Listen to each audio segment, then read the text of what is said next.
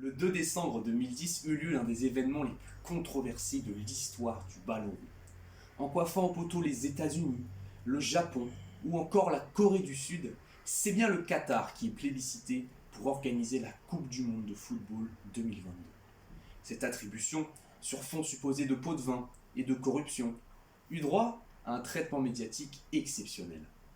En effet, l'attribution d'une Coupe du Monde à un pays bafouant les droits de l'homme et du travail ne fait pas la une des médias internationaux tous les jours. Voyez-vous, du haut de mes 17 ans, j'ai mal à mon football. Pour moi, cette Coupe du Monde marquera la fin d'une époque. Mes idoles de jeunesse joueront probablement leur dernière Coupe du Monde. Messi et l'Argentine, Ronaldo et le Portugal, Zlatan et la Suède, Neymar et le Brésil. Et les derniers matchs qu'ils disputeront, les dernières pelouses qu'ils fouleront, seront à jamais hantées par les fantômes des travailleurs décédés. Certes, le 21 novembre 2022, je serai devant mon écran en tant que passionné et fan de football. Mais la magie aura disparu. Je me remémorerai alors mes souvenirs d'enfance. 2010, l'Afrique du Sud, les Vuvuzela, le fiasco français. 2014, mes premières larmes après un quart de finale perdu. Ah, satané Neuer. 2018, l'extase. La France, mon pays, est champion du monde. Mais par-delà ces beaux souvenirs, émergera du dégoût et de l'indignation en prenant connaissance du travail de l'ombre. Il serait même plus adéquat de l'appeler le travail du sombre, réalisé par les travailleurs sur les chantiers de construction des stades. 156 milliards de dollars. C'est le prix estimé qu'aurait dépensé l'État du Qatar pour la construction de ces stades. C'est également le prix de la culpabilité.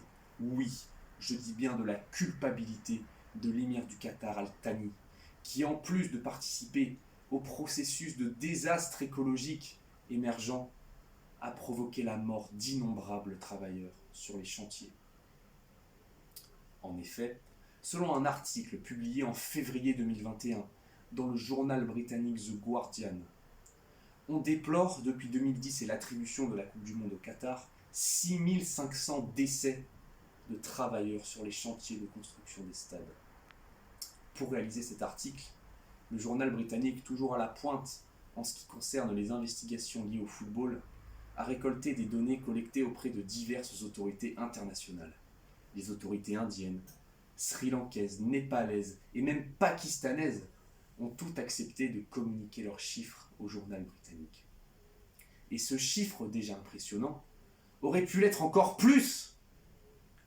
En effet, le Kenya et les Philippines, pourtant deux des principaux pourvoyeurs de travailleurs migrants pour le Qatar, n'ont même pas pris la peine de communiquer leurs chiffres au journal britannique. Tant ce papier a fait de bruit. Vous vous dites qu'il est forcément arrivé jusqu'aux oreilles des hautes sphères de l'État qatari. Vous vous dites qu'il y a forcément eu une réaction de la part du Qatar. Oui, il y en a bien une. L'État du Qatar considère cet article comme foutaise, comme calomnie. La position officielle du pays est très claire. Le Qatar considère ces chiffres comme faux, mais refuse pour autant de communiquer officiellement sur le nombre de travailleurs décédés dans leur pays. Suite à cette justification, à cette réponse tant douteuse que bancale, il est temps de se demander pourquoi et comment en sommes-nous arrivés là.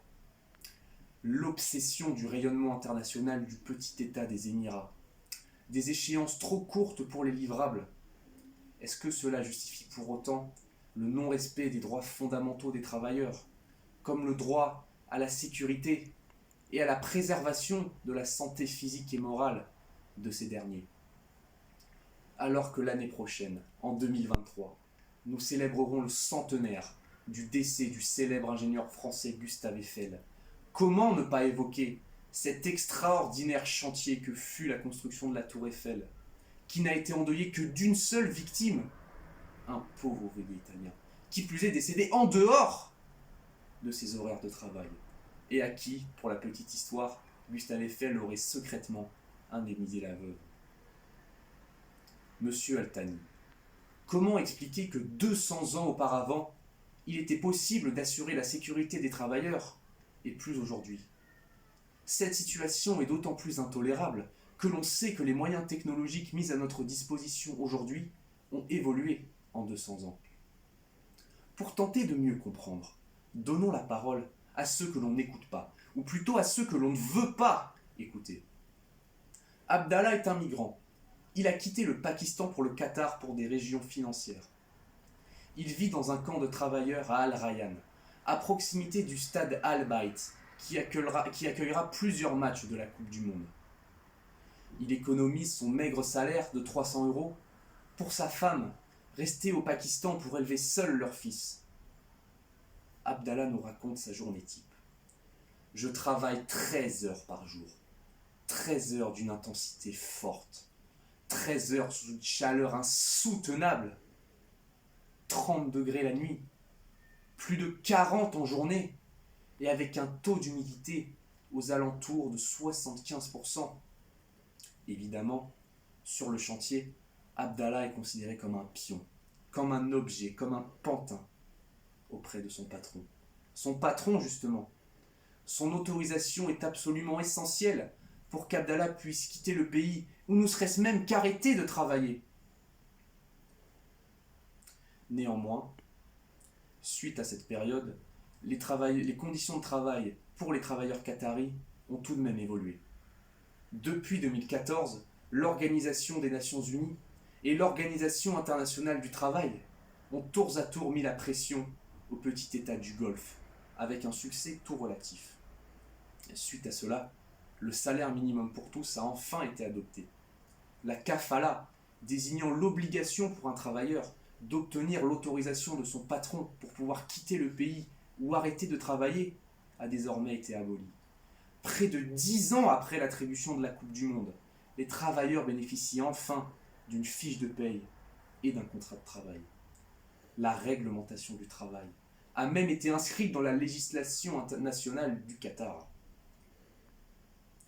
Le 21 novembre 2022, le Qatar, son équipe nationale et son drapeau rouge disputeront le match d'ouverture de la Coupe du Monde 2022. Celle que l'on surnomme déjà la Coupe du Monde de la honte.